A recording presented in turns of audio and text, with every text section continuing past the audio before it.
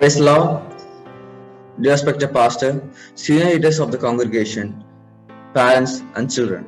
Today is a special day destined by our Lord, allowing us to gather in the name of Jesus Christ.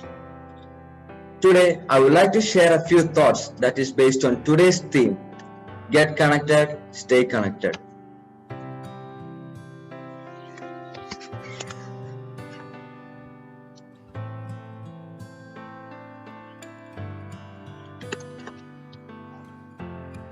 The first thing that came to my mind when I heard about this theme was, this is about a connection, like for example, our mobile connection. But what is this connection about? With who, why, how and when?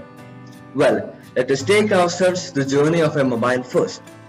First, let's consider it needs a battery. It switches on and displays a message. Please insert a SIM to connect to a network. A SIM when inserted will try to a network that SIM belongs to.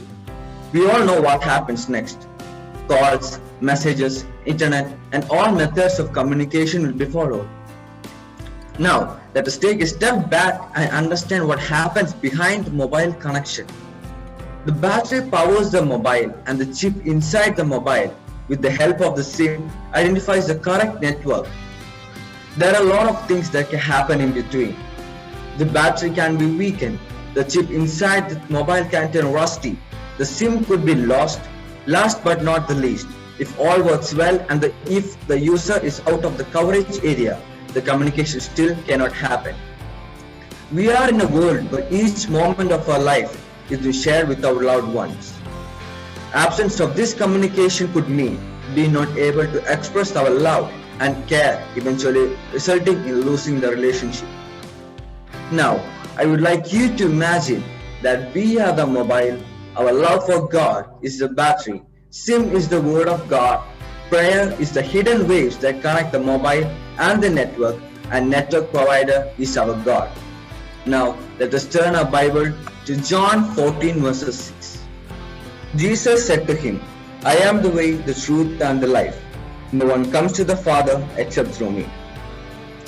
Our Lord Jesus Christ makes it clear in this text or passage that Jesus is the only way to heaven. Jesus is the path to truth which then leads to eternal life. Without His path, His truth, we cannot inherit the eternal life. Our thirst for God's presence in our life, together with reading, learning and implementing the Word of God, followed by praying in every walk of life, no matter where we are, will make us stay within God's network coverage area. Our lust for this worldly life weakens our battery, disables us to thirst for more, resulting in an unfunctionable mobile that cannot be used with communication with God. That results in ceasing the flow of blessing from our Lord into our life. Sin leads us to a place where God's network cannot be found.